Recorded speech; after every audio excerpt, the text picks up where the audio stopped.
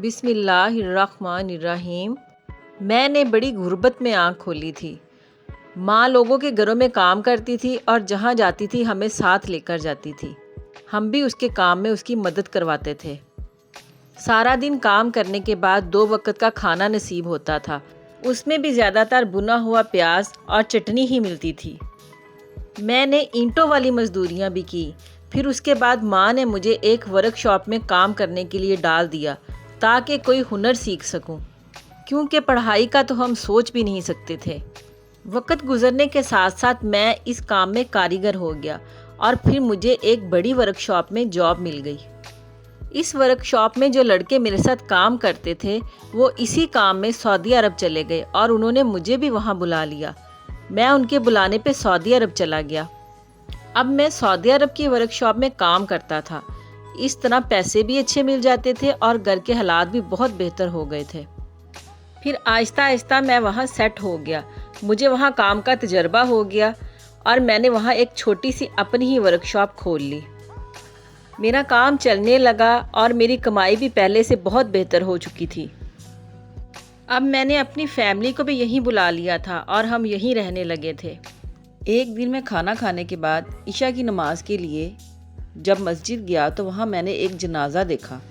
لوگ ایک دوسرے سے پوچھ رہے تھے کہ یہ کس کا جنازہ ہے، اور جب مجھے پتہ چلا تو میری حیرت کی انتہا نہ رہی، کیونکہ یہ میرا بہت اچھا ایک عربی دوست تھا۔ ہم سارے جماعتیوں نے اس کی نماز جنازہ پڑھی اور پھر میں ان دنوں کو یاد کرنے لگا جب ہم اکٹھے ہوتے تھے۔ ہمارا ٹائم بہت اچھا گزرا تھا، ہم نے بھائیوں والی زندگی گزاری تھی، لیکن پھر اپنے روزگار کی وجہ سے ایک دوسرے سے دور ہو گئے اور اب دیکھو کیسے ملے ہیں۔ خیر، میں جنازے کے ساتھ تدفین کے لیے چلا گیا۔ اس کی قبر پر دعا مانگنے کے بعد میں اس کے گھر کی طرف چل پڑا۔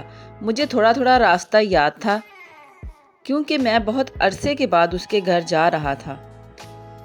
یاد کرتے کراتے میں اس کے محلے میں پہنچ گیا۔ پہلے اس کے گھر کے گلیوں میں پھرتا رہا اور پھر مجھے اس کا گھر بھی یاد آ گیا۔ اس طرح میں اس کے گھر پہنچ گیا۔ میرے پہنچنے کے بعد میرے سامنے ہی وہاں ایک عربی آیا جو اس کے دونوں بیٹوں سے رقم کا مطالبہ کر رہا تھا۔ وہ ان سے کہہ رہا تھا کہ ان کے باپ نے اس کے 3 لاکھ ریال دینے ہیں، لیکن اس کے بیٹے یہی کہی جا رہے تھے کہ ہمیں ان پیسوں کا کوئی پتہ نہیں۔ پھر بھی انہوں نے یہ کہا کہ ہمارا باپ 6 لاکھ ریال چھوڑ کے مرا ہے، اس میں سے 3 لاکھ آپ کو دے دیں گے تو ہمیں کیا بچے گا، ہمارے لیے کچھ بھی نہیں بچے گا، اس لیے ہم نے آپ کو پیسے نہیں دینے، آپ جو مرضی کر لیں۔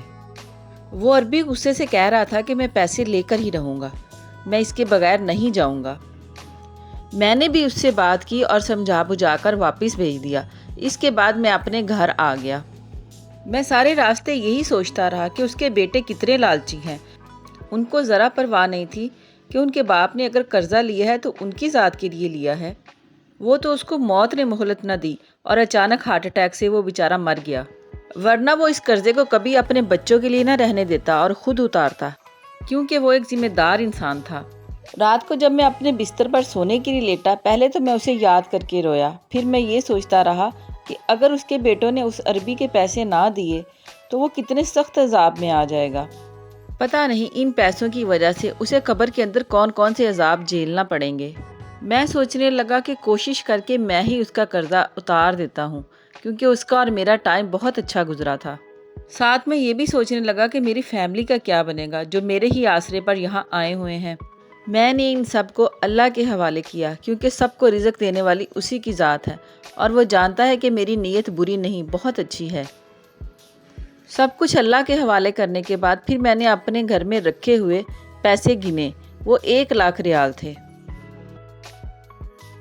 پھر میں نے اپنی ورک شاپ کا سودا کیا جو کہ 3 لاکھ ریال میں بکی۔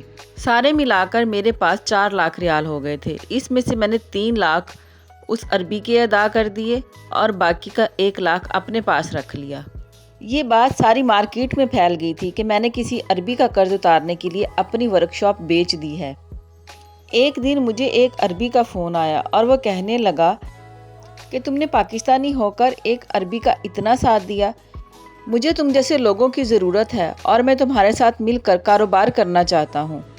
اس نے بتایا کہ اس کی ایک بہت بڑی دکان ہے جو کہ بالکل خالی پڑی ہوئی ہے اور میں اسے ورک شاپ بنا سکتا ہوں۔ وہ بھی بنا کسی کرائے کے۔ میں نے 1 سال تک اس کا کوئی کرایہ نہیں دینا تھا۔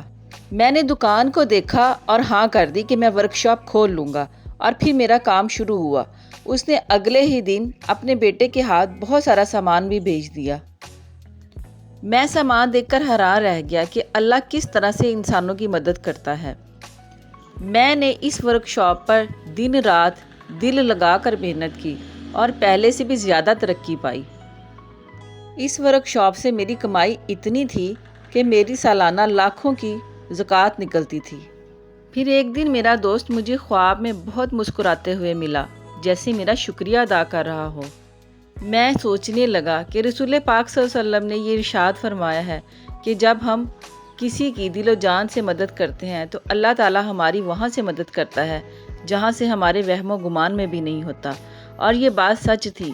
آج اللہ نے مجھے اتنی ترقی دی تھی جس کا میں نے کبھی سوچا بھی نہیں تھا، اور آج میرے پاس اتنا پیسہ ہے کہ جو پہلے کاروبار میں سے نہیں تھا، اور اب اللہ نے مجھے بہت برکت دی تھی۔ میں اس کا جتنا بھی شکر ادا کروں وہ کم ہے۔